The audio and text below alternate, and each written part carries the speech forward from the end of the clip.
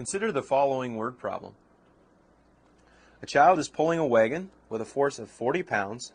How much work is done in moving the wagon 60 feet if the handle makes an angle of 35 degrees with the ground? Round to the nearest foot-pound for our answer. Alright, so here's our mock-up here. I won't draw the wagon in for you, but this is the handle, a force of 40 pounds pulling on that handle at an angle of 35 degrees with the ground or with the horizontal. Here is our work formula. Work is equal to the magnitude of the force times the magnitude of AB, vector AB, and that's the distance that we're going to cover in this problem, times the cosine of theta. So let's plug in our information here for work. The force we know to be 40 pounds. No computation necessary there. The magnitude of our vector is going to be 60 feet.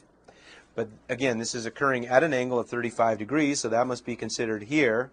We address that by taking the cosine of 35 degrees. So we hammer all this information together. This is approximately 1965.96. We want to round this to the nearest foot-pound, rather. So the work that we're doing here, pulling our wagon a whole 60 feet, we get 1,966, and we've got to make sure and label this to the nearest foot-pound. So that's the amount of work that we've exerted pulling our wagon.